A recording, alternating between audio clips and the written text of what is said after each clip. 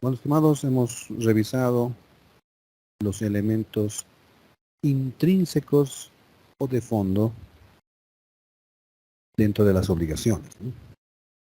Hemos visto el elemento subjetivo que son el acreedor, el deudor. ¿Listo?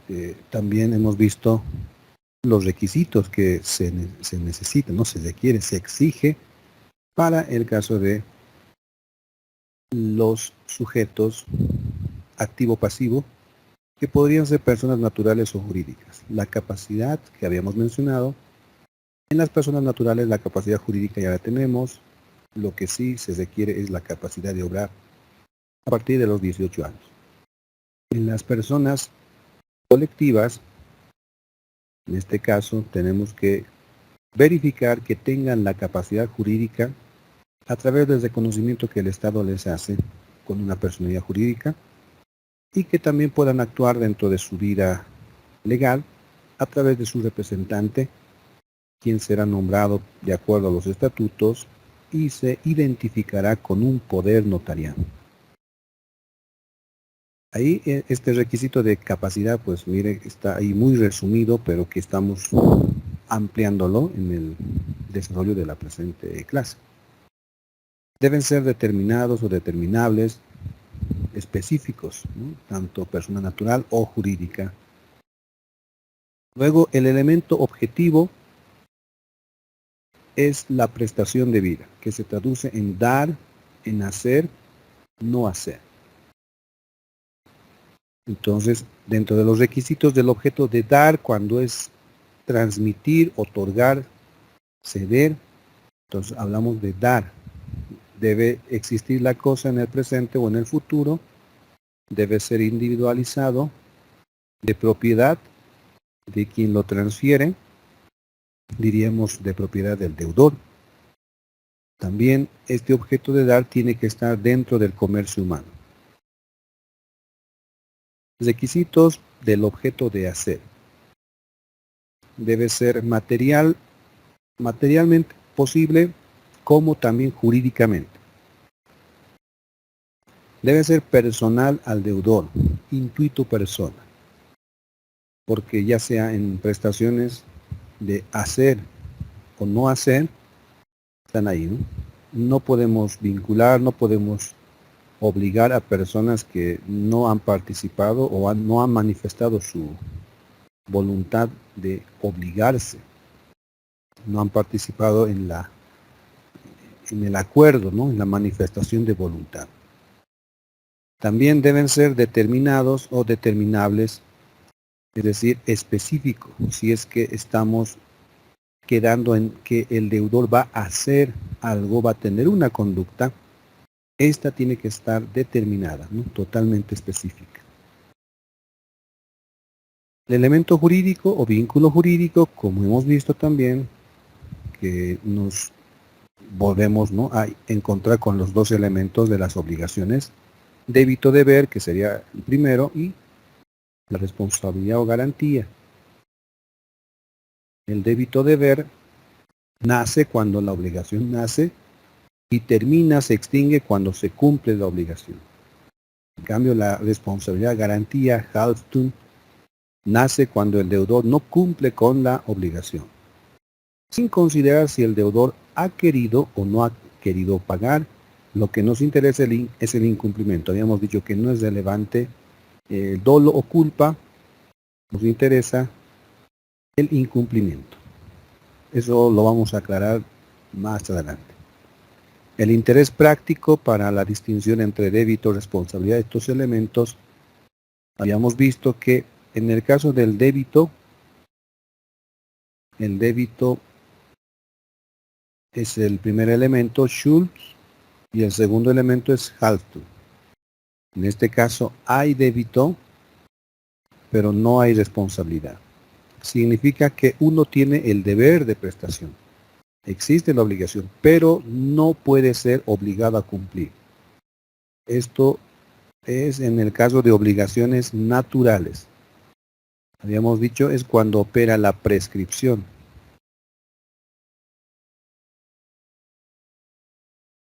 la prescripción extintiva.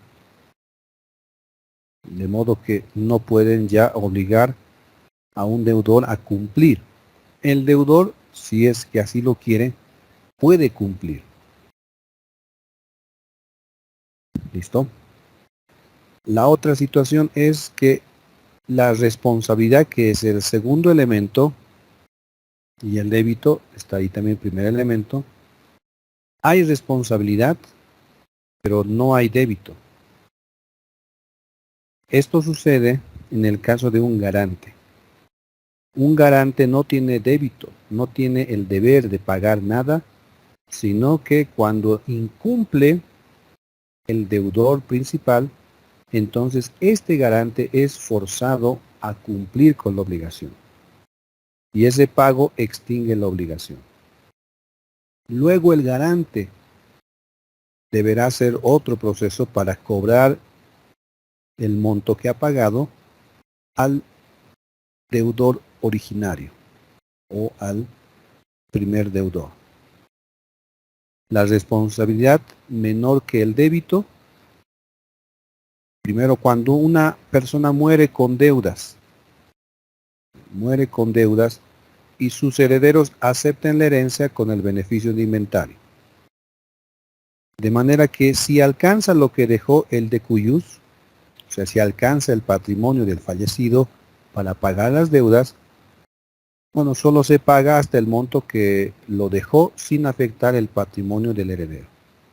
Se pagan las deudas con la misma herencia y no alcanza a responsabilizar al heredero. El segundo caso es cuando una persona muere con un patrimonio estimado menor que su obligación. Tenemos situaciones, como ya habíamos explicado, en este caso de responsabilidad del heredero. Bueno, esto lo van a ampliar en materia sucesoria, ¿no? Mortis causa derecho civil 5. Vamos ahora a conectarnos con los elementos extrínsecos o de forma. Nos referimos a aquellos elementos que muestran el aspecto exterior, la forma. ¿Ya? La forma, no se olvide ese término. La forma que debe revestir la obligación. La manera como se presentan las obligaciones. Y tenemos dos maneras. La primera manera es solemnidades. El término es ad solemnitatis, que quiere decir este término para solemnidad.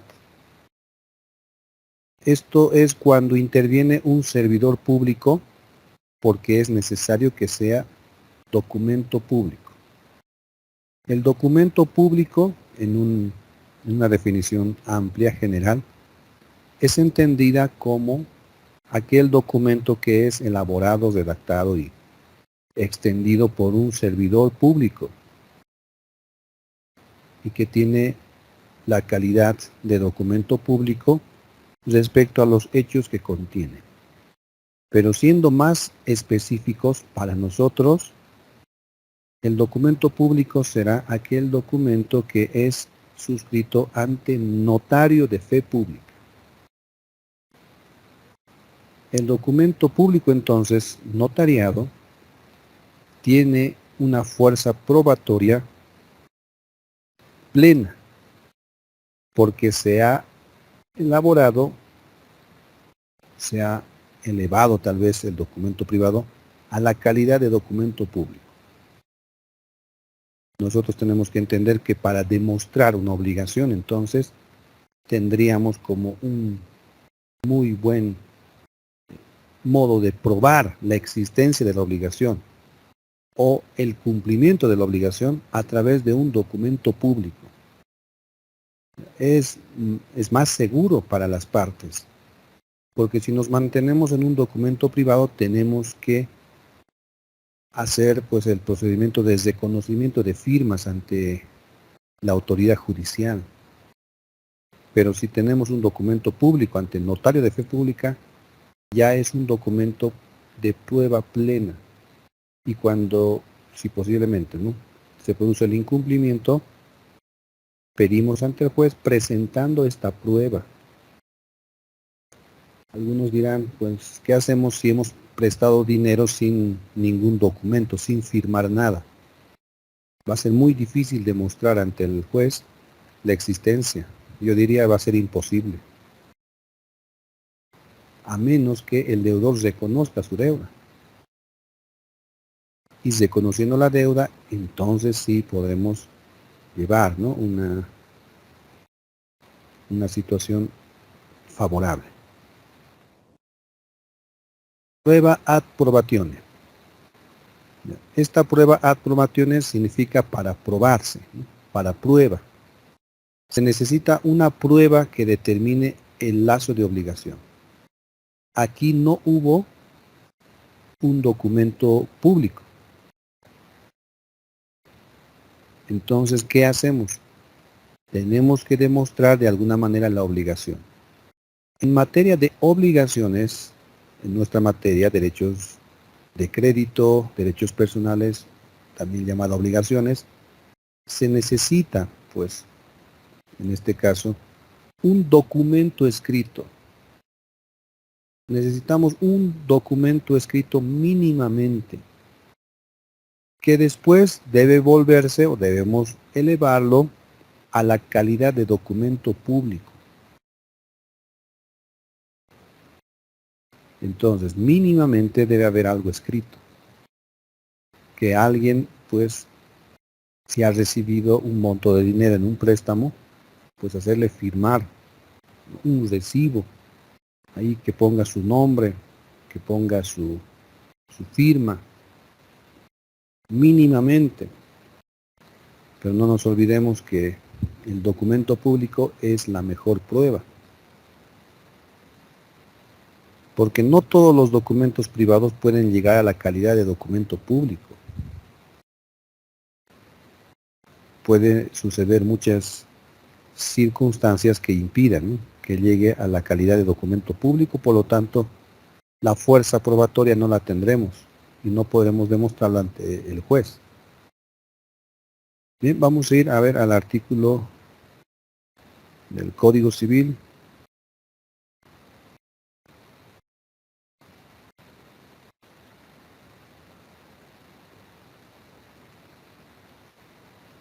Dice acá, de la forma de los contratos. Estamos hablando de contratos, lo que usted va a revisar el siguiente semestre. Lo vamos a ver aquí, cómo es que la ley exige. Miren, el 491 dice contratos y actos que deben celebrarse por documento público. El Código Civil aquí ya está exigiendo que estos contratos a continuación deben celebrarse, deben hacerse por documento público. Son el contrato de donación, excepto la donación manual, la hipoteca voluntaria, la antícresis, la subrogación consentida por el deudor, los demás actos señalados por la ley. Estos contratos tienen que elaborarse por documento público, dice la ley. No nos da la opción, ¿no? Si es que quiere, puede ser documento público, escrito. Por lo tanto, tiene un requisito de solemnidad. Son contratos ad solemnitatis, para solemnidad.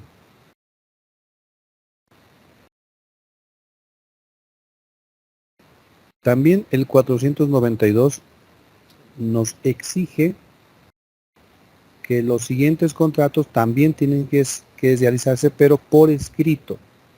Ya no solo puede ser documento público, sino también documento privado, pero por escrito.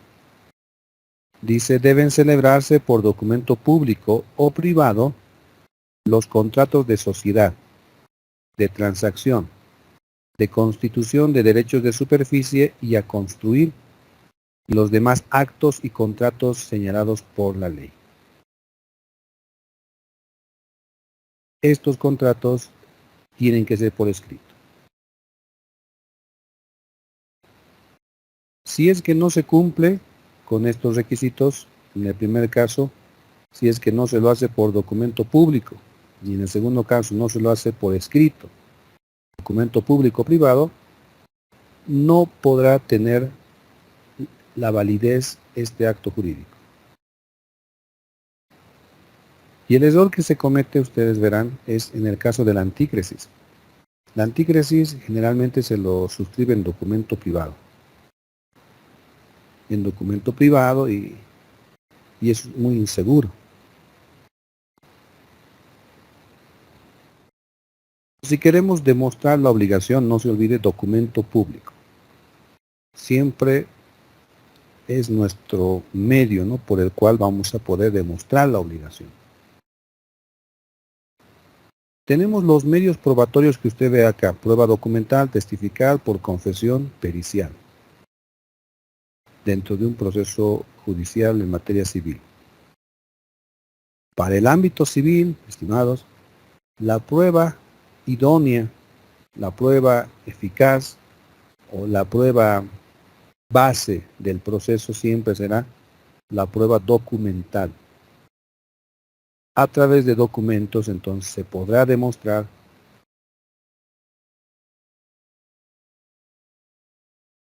la existencia de una obligación. 1289 del Código Civil. Vamos a ir al libro quinto.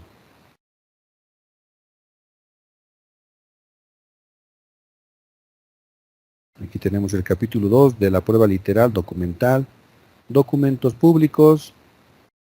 Bueno, el 1287 nos dice que es un documento público, parágrafo 1. Documento público o auténtico es el extendido con las formalidades o las solemnidades legales por un funcionario autorizado para darle fe pública. Entonces, ¿quién es esta autoridad? El notario de fe pública.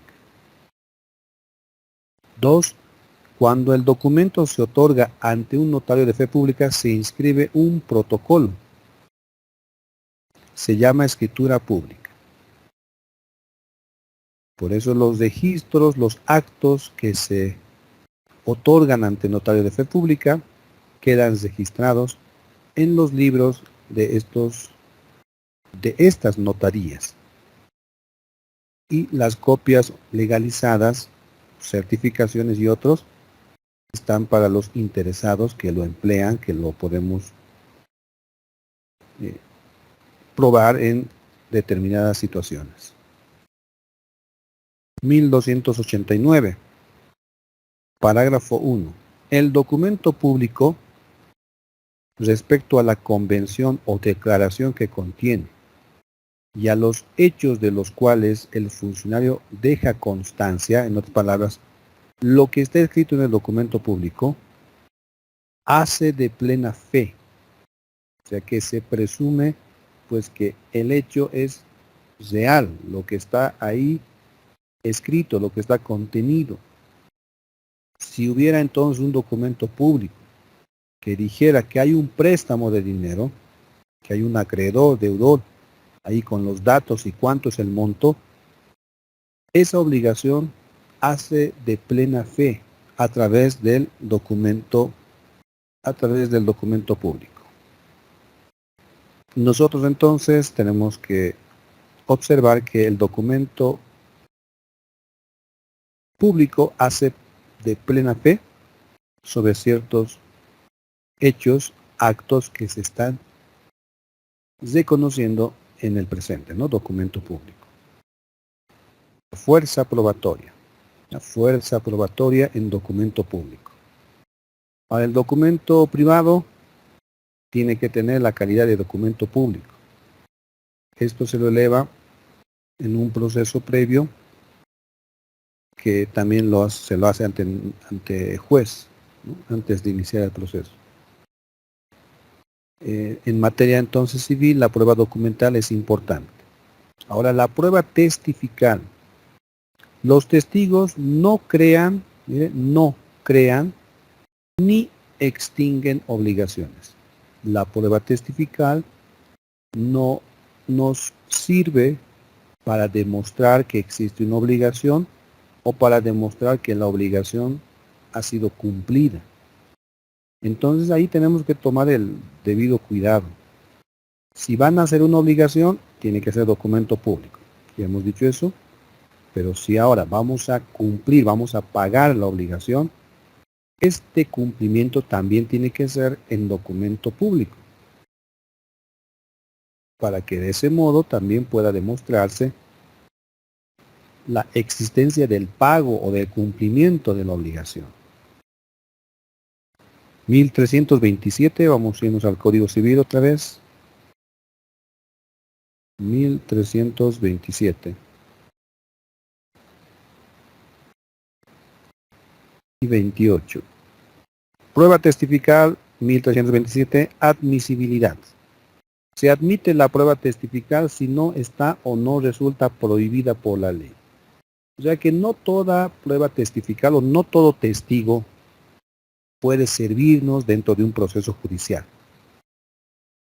Bien, no todo testigo puede servirnos, puede testimoniar en un proceso judicial acerca de un hecho. 1328. Prohibición de la prueba testifical. La prueba testifical no se admite, 1, para acreditar la existencia ni la extinción de una obligación. Ahí está claro.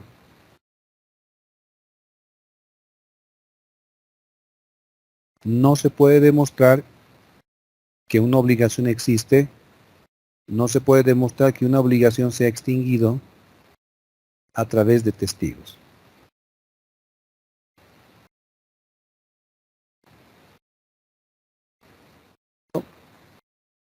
Prueba testificar, entonces no. Ahí tenemos que tener ya el cuidado, ¿no? Porque alguien siempre dice, ¿no? He prestado dinero, pero no tengo nada firmado, pero tú eres mi testigo, le dicen, ¿no? O sea que llama a sus amigos, parientes, vecinos que han presenciado el momento que ha dado el dinero en préstamo, o puede ser que haya pagado la obligación. Estos testigos no sirven, no nos sirven en un proceso judicial. Ahí tendríamos que tal vez profundizar bastante, ¿no? En cuanto a la prueba testifical. ¿Por qué razón? Bueno, es que generaría una inseguridad. Que de pronto aparezcan testigos y a través de su testimonio se creen obligaciones. No es seguro.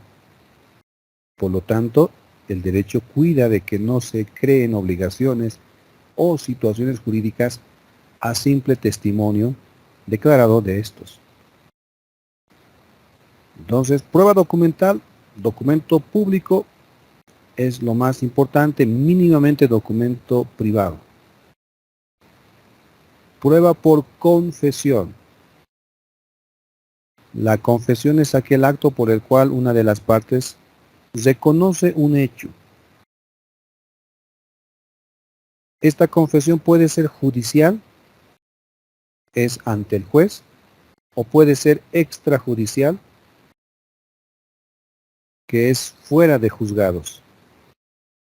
Entonces ahí le podemos plantear una solución, pero una solución no tan segura.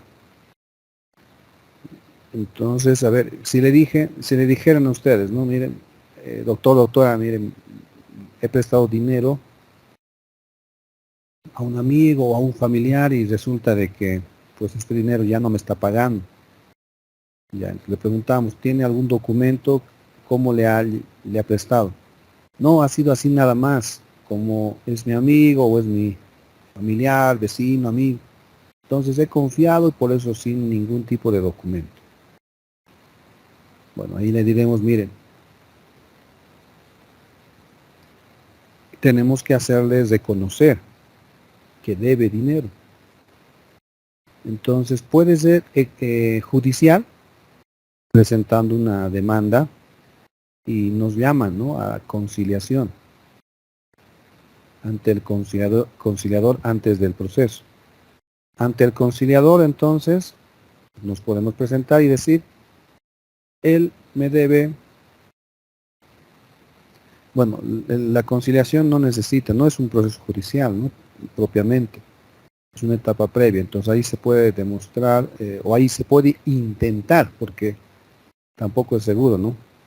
Decimos al conciliador, tal persona me debe dinero. Y el otro dice, bueno, mire, pues no,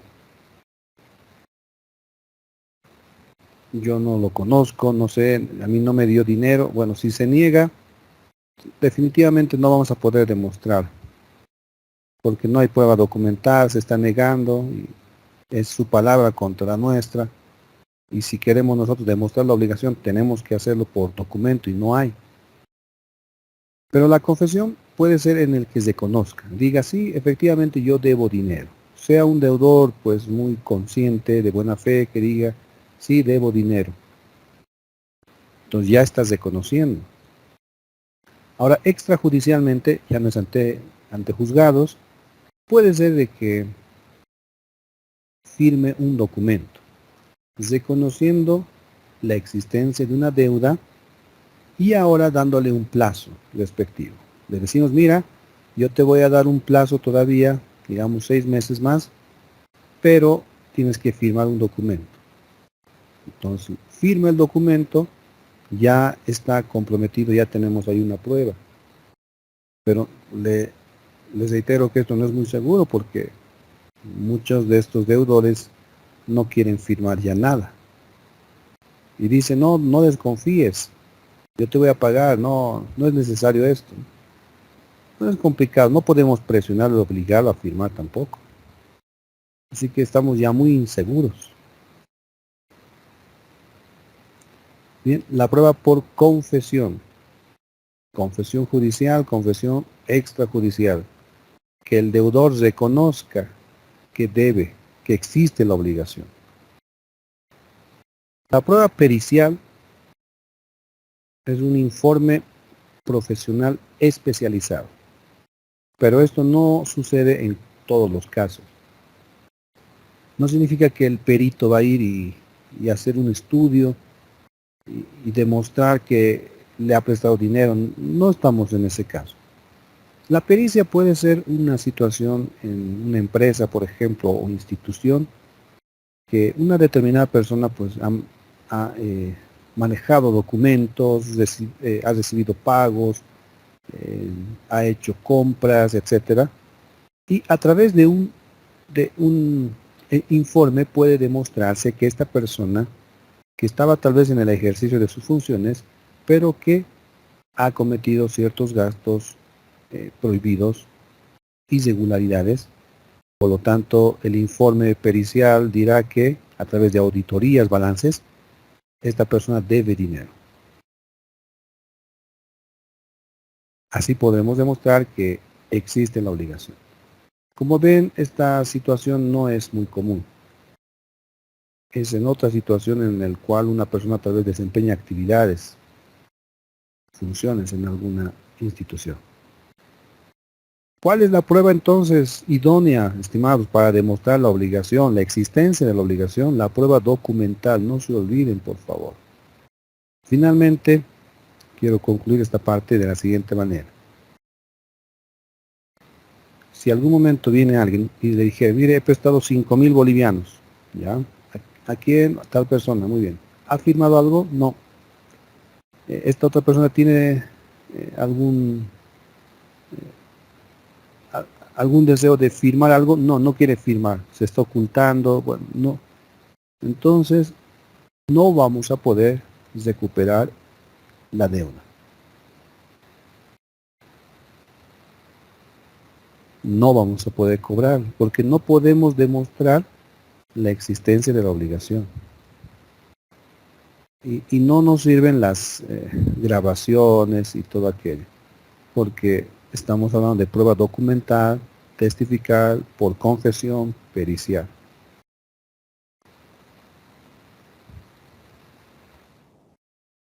Bueno, estimados, ahí estaríamos acabando el primer tema con puntos muy importantes, ¿no? Con puntos que nos hemos detenido a revisarlo y aprovecho de explicar que Este cuestionario que ustedes están observando y el tema 1 está ya en el campus UTV, que ustedes pueden descargarlo y avanzar en la resolución de los cuestionarios, ¿no? De las preguntas de este cuestionario. Deben hacerlo en manuscrito hecho a mano en un cuaderno que usted guste. Lo vamos a revisar durante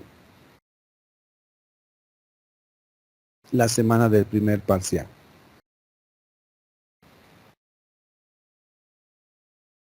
Bien, listo. Bueno, inmediatamente nos vamos al tema 2. Clasificación de las obligaciones. Vamos a observar que nuestra vista respecto a obligaciones se va a ampliar. Tenemos que ampliar un poco más nuestros conceptos, nuestras ideas respecto a las obligaciones. Entonces, vamos a ver criterios de clasificación. Ahí vamos a ver que la escuela francesa, la escuela clásica, clasifica las obligaciones de acuerdo a sus elementos. ¿Cuáles son sus elementos esenciales? Sujeto, objeto y vínculo jurídico. Vamos a clasificar a las obligaciones desde el punto de vista del sujeto, del objeto y del vínculo jurídico. Pero la escuela alemana, la escuela moderna, también clasifica las obligaciones por el fin perseguido, por el efecto vinculatorio, por la existencia de la existencia o no de las obligaciones, por el modo de existencia, ¿no?, de las obligaciones, fuentes, cuáles son las fuentes de las obligaciones, los efectos, el origen, la liquidez o no y las modalidades, según las modalidades de las obligaciones. Vamos a empezar entonces desde el punto de vista del sujeto. El sujeto de una obligación es el deudor y acreedor, o puede ser una pluralidad de sujetos. Lo que nosotros hemos estado observando, hemos estado practicando, revisando, son las obligaciones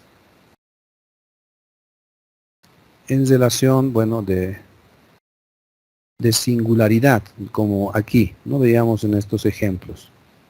Aquí hay un acreedor, aquí hay un deudor, una prestación. No tenemos muchos acreedores, no tenemos muchos deudores. Entonces estamos en una relación de sujetos singular. Eso es lo que vamos a ver. En primer lugar, las obligaciones de sujeto singular. Es la relación jurídica singular de un sujeto deudor. De un sujeto deudor y de un sujeto acreedor. Un sujeto deudor, un sujeto acreedor, donde el acreedor puede pedir al deudor cumpla con la prestación debida. Entonces, esta es la figura. Esto es lo que hemos estado viendo, estudiando. La relación jurídica entre dos personas en la cual una persona denominada deudor está obligado al cumplimiento de una prestación a favor de la otra persona denominado acreedor. Bueno, pero ahora vamos a cambiar, vamos a añadir, estamos en el avance.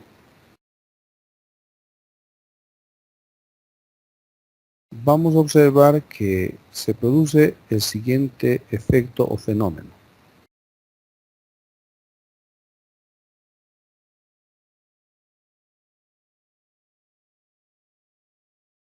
Bueno, aquí lo voy a anotar.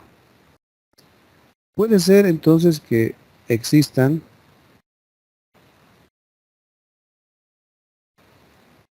varios acreedores, o puede ser que existan también varios deudores.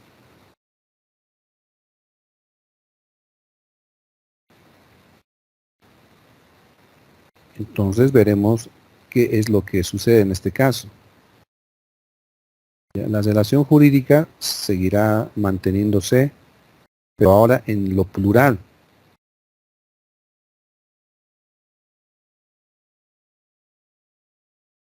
Listo, vamos a esto revisarlo. Entonces, ya podemos entender muy fácilmente las obligaciones de sujeto singular. Un acreedor, un deudor. Vamos a ver las obligaciones de sujeto plural, o también llamado obligaciones de sujeto múltiple. El término jurídico, cuando son varios acreedores y varios deudores, es la mancomunidad, obligación mancomunada.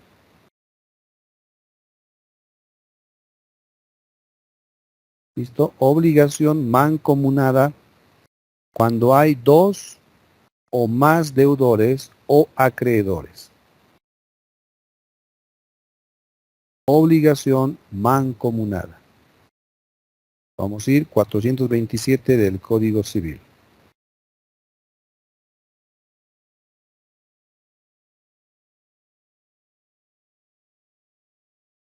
Aquí dice mancomunidad, el capítulo 1 de las obligaciones mancomunadas o con sujeto múltiple.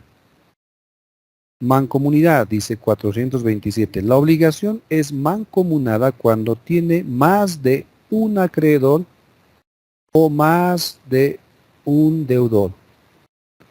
Pero hay algo importante, es una sola prestación.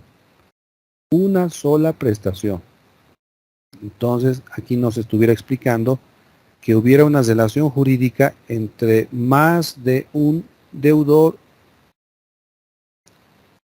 o más de un acreedor, pero la prestación fuera única, ¿no?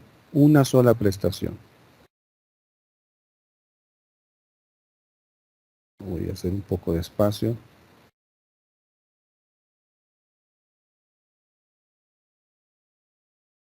Pondremos la prestación. ¿En qué consiste la prestación?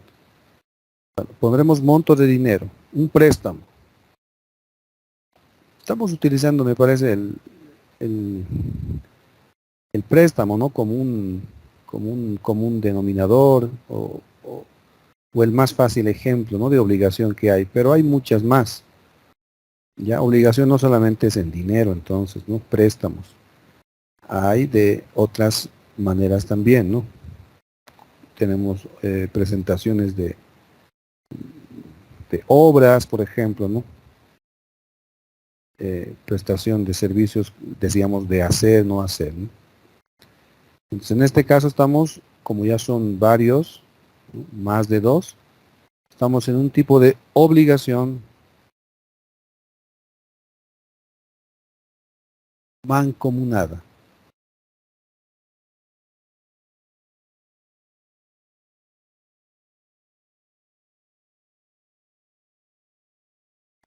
Obligación mancomunada.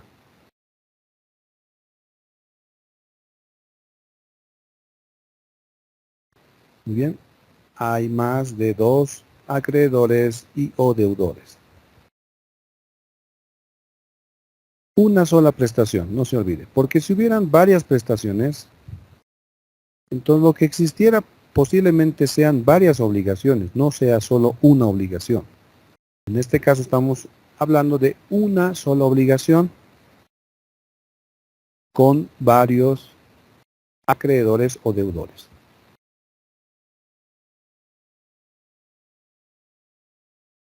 ¿Listo?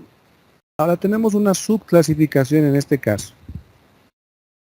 Tenemos las obligaciones mancomunadas simples. Obligaciones mancomunadas simples. Obligación mancomunada simple. Vamos a ver de qué trata esto.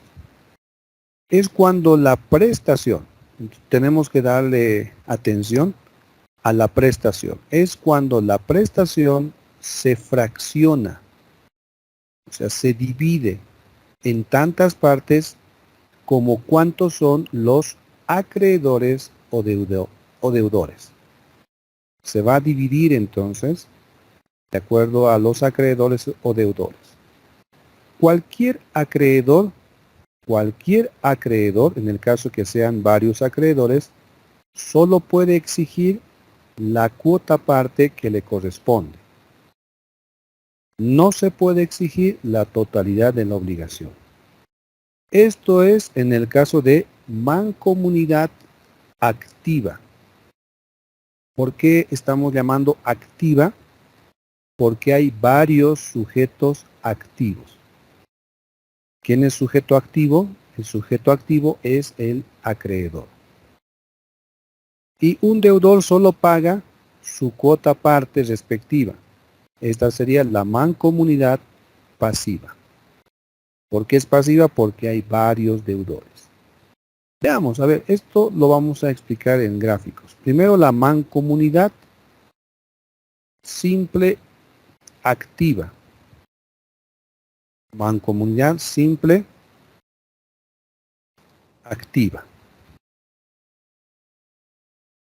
¿En qué consiste esta? Entonces hay varios acreedores. Vamos a ahí ajustarlo. Aquí hay un acreedor. Tenemos uno. Acreedor 1.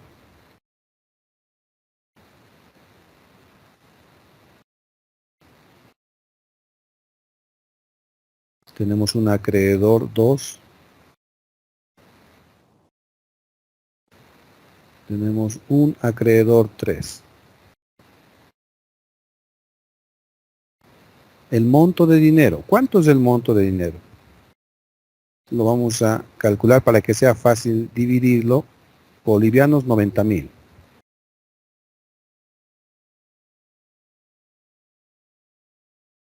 Bolivianos 90.000 es la prestación.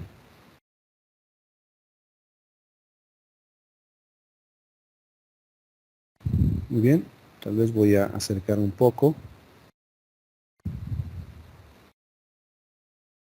Estamos en la obligación mancomunada simple activa. En esta situación entonces, ¿cuánto es la prestación? Bolivianos 90.000. Pero hemos dicho es obligación mancomunada simple activa. Obligación mancomunada puede ser activa simple. ¿Por qué hemos dicho activa? Porque hay varios sujetos activos. ¿Por qué es simple? Porque la prestación se divide, se puede fraccionar. Entonces, ¿cómo lo fraccionamos? Bueno, este es el deudor, ¿no? Vamos a anotarlo aquí. Este es el deudor.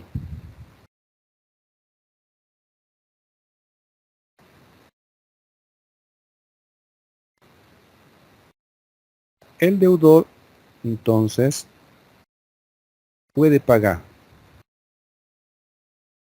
Puede dividirlo, bueno, se divide la prestación según, pues, a cada acreedor. El acreedor 1 no puede pedir los 90.000. ¿Cuánto pide? Lo máximo, pues puede pedir solo 30.000. El acreedor 2 igualmente solo puede pedir 30.000. El acreedor 3 solamente puede pedir 30.000. La prestación se fracciona entonces. ¿Por qué? Porque estamos en obligación mancomunada simple activa. Entonces, el deudor paga bolivianos 30.000 al acreedor 1. Entonces, ya pagó, el acreedor se va, ya no se le debe nada. ¿Cuánto se le debe todavía? 60.000, ¿no? Ya no es 90.000. Todavía está pendiente acreedor 2 y acreedor 3. El deudor le paga 30.000 al acreedor 3. Entonces el acreedor 3 ya no está dentro de la obligación. Solamente le faltaría pagar al acreedor 2, ¿cuánto? 30.000 bolivianos. Y lo hace y finaliza, cumplió con la obligación, se extingue la relación jurídica, el deudor queda libre.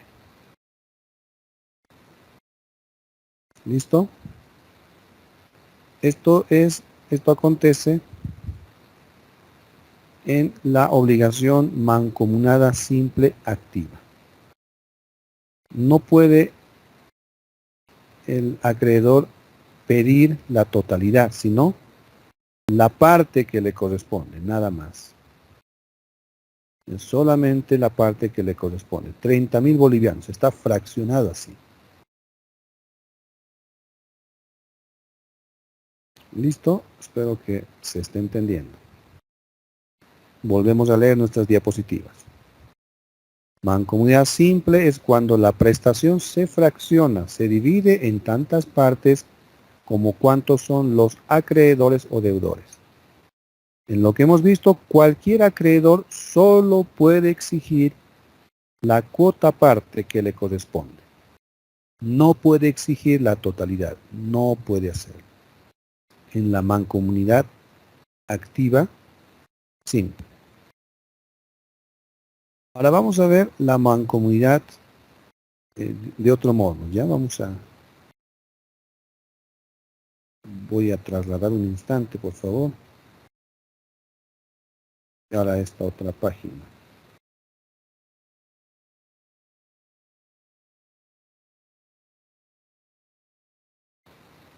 Para que sea más... Lo estoy copiando y pegando.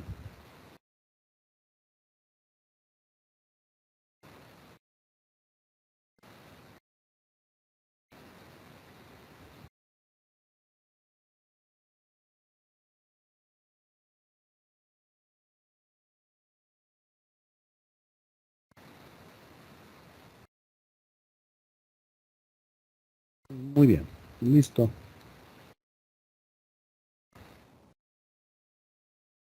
Bueno, en este caso va a ser un acreedor y varios deudores.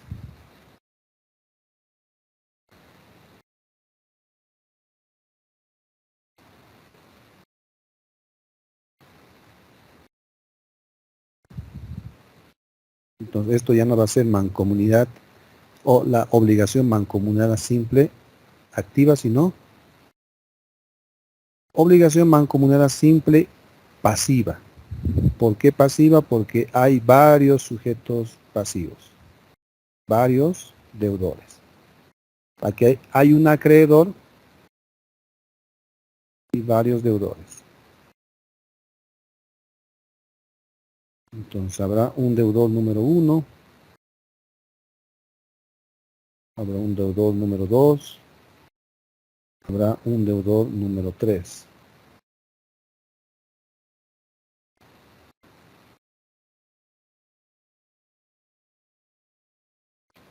Hemos dicho que la prestación es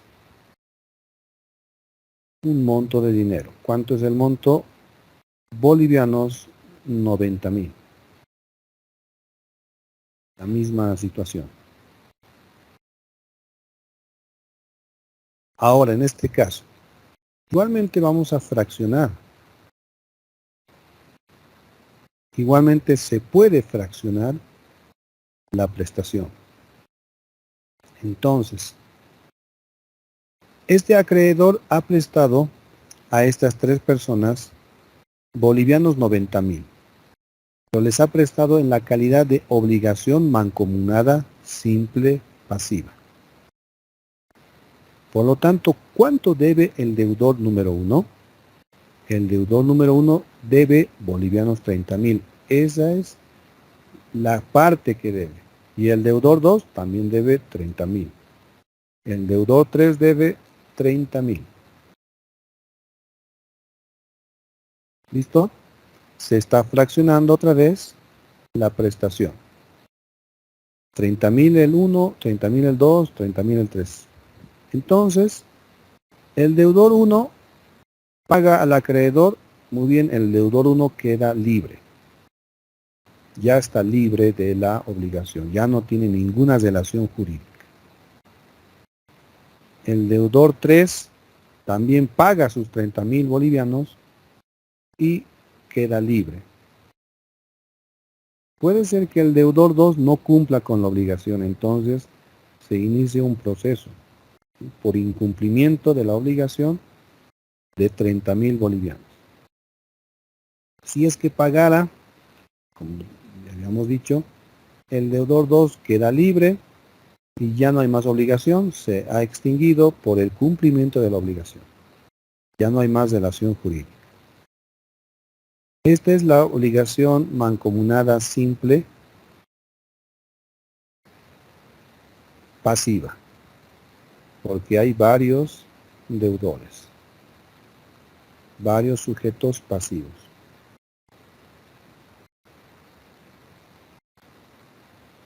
Deudor 1, deudor 2, deudor 3.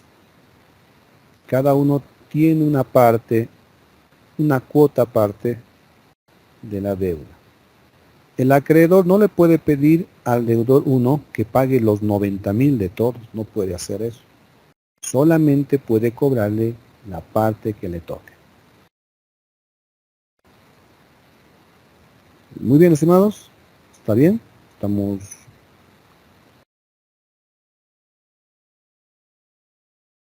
avanzando.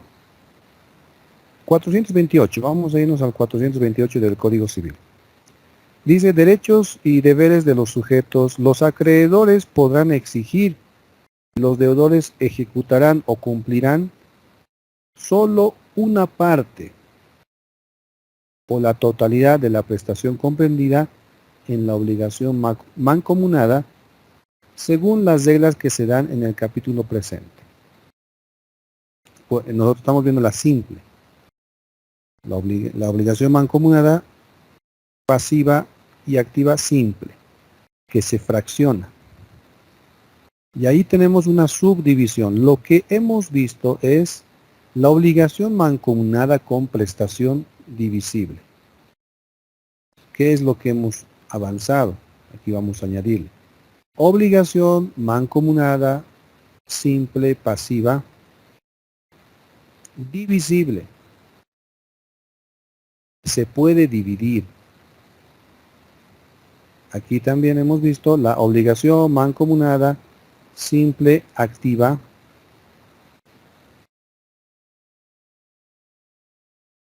puede dividir. Pero ahora veremos la obligación mancomunada simple, activa, indivisible. A ver, ¿de qué se trata en este caso? Es la prestación. No se puede dividir la prestación. Entonces la prestación, vamos a cambiarlo aquí, ya no es dinero. La prestación que sea la entrega de un vehículo. Estamos ahora viendo la obligación mancomunada, simple, activa, divisible.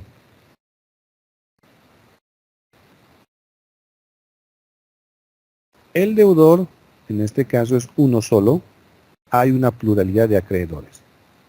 El deudor está obligado a entregar un vehículo a estos tres acreedores.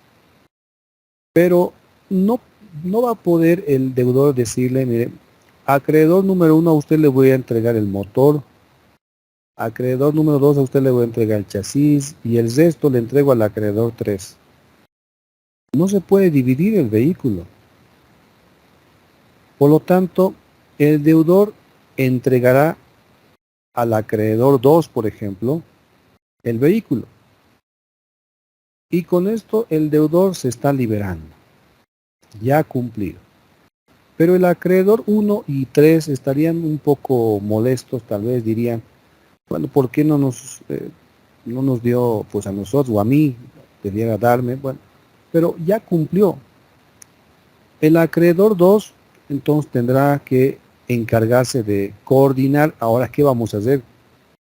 Ya ellos, porque ya no hay obligación. Los acreedores que han recibido pues el vehículo se pondrán de acuerdo si lo venden el vehículo, se reparten ellos, pero el deudor ya ha cumplido. Podría ser que diga el acreedor 2, bueno, yo me lo quedo, se los doy en dinero a ustedes. Pueden estar de acuerdo. O diga el acreedor 1, yo me lo quedo, o lo venderemos, bueno. Ya eso quedarán pues aparte, pero el deudor ya queda liberado. En esta situación usted notará que el deudor se libera entregando el vehículo, no por partes, no una parte al acreedor, al 2, al 3, porque es una situación indivisible de la prestación. Obligación mancomunada. ¿Por qué es mancomunada? Es mancomunada porque hay varios acreedores. Simple, porque la prestación, perdón, sí, porque la prestación puede fraccionarse, pero aquí no se va a fraccionar entre físicamente, ¿no? Sino que se va a fraccionar de otro modo a los acreedores. Es activa porque son varios acreedores, varios sujetos activos, y es divisible porque, perdón, he puesto divisible, es indivisible. Indivisible, no se puede dividir. La prestación no se puede dividir. Obligación mancomunada, simple, activa, indivisible. También podemos un poco cambiar el orden de las palabras. Podemos decir mancomunidad, simple, indivisible, activa. No hay problema, es lo mismo. Ahora, lo mismo en esta otra situación.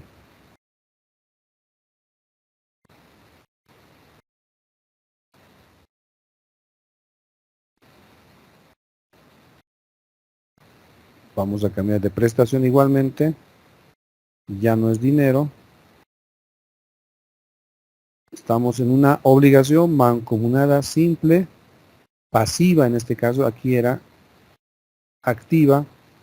Aquí es pasiva.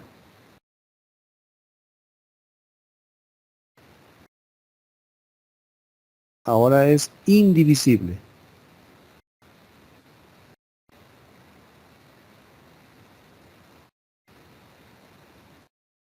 Reitero, ¿por qué es indivisible? Porque la prestación no se puede dividir.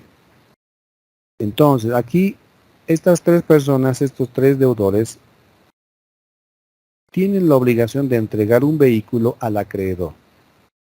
Entonces, los deudores no pueden decir, mira, yo le voy a dar las llantas.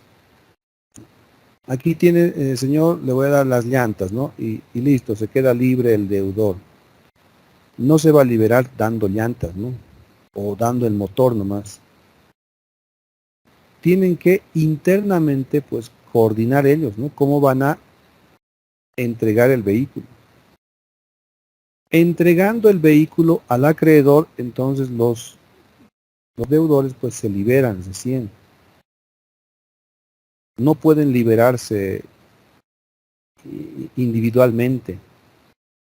Están unidos, mancomunados, pero con una prestación indivisible, no se puede dividir. Físicamente no lo podemos dividir. Muy bien, entonces, ¿qué es lo que va a suceder? Se ponen de acuerdo el deudor 1, el 2 y el 3, dicen, bueno, daremos un monto de dinero, cuánto cuesta un auto, un vehículo, el que hemos quedado, pues es tal marca, bueno, entonces yo voy a dar $5,000, el otro dice yo 5, yo también 5, muy bien, compramos el vehículo, compran y van y lo entregan y en ese momento se liberan. Ya están libres, ya no hay más obligación que tenga que cumplir estos deudores. Muy bien, estimados, espero que estén avanzando conmigo. Obligaciones mancomunadas. La mancomunidad simple puede ser activa o pasiva, si son varios acreedores o si son varios deudores. Puede ser divisible, puede ser indivisible. Ahí tenemos que recordar algunos conceptos de qué son los bienes divisibles, bienes indivisibles. Bienes divisibles son aquellos bienes que se pueden fraccionar sin afectar su valor económico o su funcionalidad. Bienes indivisibles son aquellos bienes que no pueden dividirse sin afectar su función, su valor económico. El dinero, por ejemplo, puede dividirse cómodamente. Se puede fraccionar, y eso es lo que hemos visto. Pero seguimos, no se olvide, con mancomunidad simple. Aunque en este caso, aunque pareciera que estuvieran unidos aquí deudor 1, 2, 3, en realidad solamente deben una parte, ¿no? Un porcentaje solamente, ¿no? Pero ese porcentaje no puede dividirse, ¿no? En el vehículo. No le podemos dar por partes, ¿no? Al acreedor pues las partes del vehículo, ¿no? Indivisible.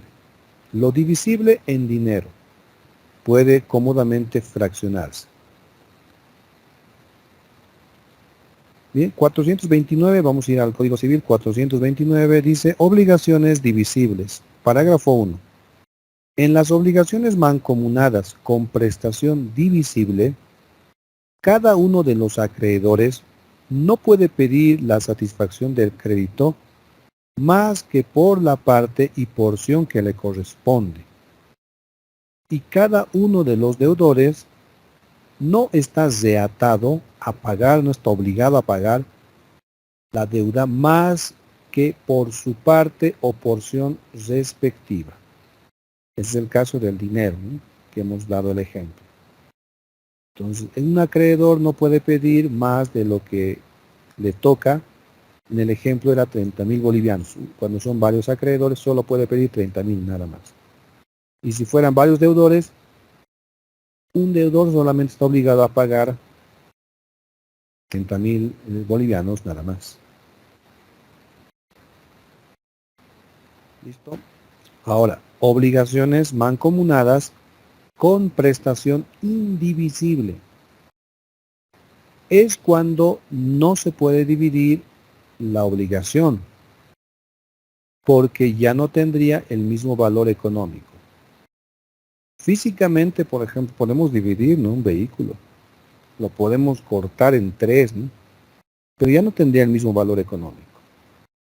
Pero también, estimados, esta situación de indivisibilidad, o sea, esa situación de no poder dividir, ¿ya?, de no poder dividir la prestación, puede ser, número 1, por la voluntad de las partes. Las partes pueden quedar en que no se divida, pudiendo dividirse. Por ejemplo, un terreno de 1000 metros. ¿Podemos dividirlo? Sí, podemos dividirlo, pero las partes se acuerdan de que no se va a dividir. Entonces, si quedaran, vamos a cambiar, ¿no?, de prestación, si se quedara en la entrega de un inmueble, este inmueble tiene 900 metros, mira, estoy usando ejemplos más fáciles, ¿no?, de entenderse. Es un inmueble de 900 metros cuadrados.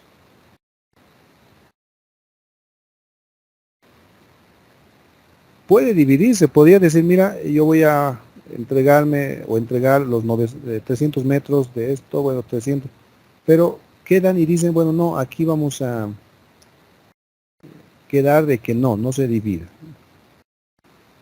Se tiene que entregar en su totalidad. Puede ser que estos deudores sean 3 hermanos que tienen un terreno de 900 metros, ¿está bien? ¿Ya?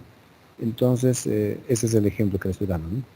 Este terreno de 900 metros, 300 metros le corresponde a cada uno, ¿sí? Sería así fraccionado. Se puede fraccionar. Entonces, sin embargo, dicen las partes, bueno, no se va a fraccionar, tiene que ser el cumplimiento en su totalidad. No va a ser que 300 metros me entregue, luego el otro 300, no. Es indivisible. Todos van a entregar juntos. No vamos a dividirlo. Entonces, esta situación de indivisibilidad es por la voluntad de las partes, aunque sí se pueda dividir, pero las partes dicen que no lo vamos a dividir. Puede ser por la naturaleza del objeto, número 2. Ese es el caso del vehículo. Un vehículo, pues por su naturaleza no podemos dividirlo. por su naturaleza. Y número 3, por voluntad de la ley. Puede ser que las partes queden en dividir. Puede ser que el objeto de la prestación sí se pueda dividir, pero puede ser que la ley diga no, no se puede dividir. Un ejemplo en el caso de un terreno. A ver, pondremos, este es un terreno de, un ejemplo, una situación muy extrema. Es 60 metros, ¿ya? 60 metros cuadrados, es pequeño el terreno. Se tendría que fraccionar a 20 metros cuadrados para cada, si ellos son propietarios, por ahí herederos o copropietarios de este terreno. Entonces diría, bueno, aquí tienes 20 metros, bueno, no, estarían de acuerdo, ya está bien, cada uno va a dar, estamos de acuerdo, su parte que toque, perfecto, pero la ley no permite que se pueda fraccionar. No podemos decir 20 metros, le voy a cancelar, yo me quedo con mis 20. Estamos en una situación de indivisibilidad en los 60 metros de este inmueble que es el objeto de la prestación.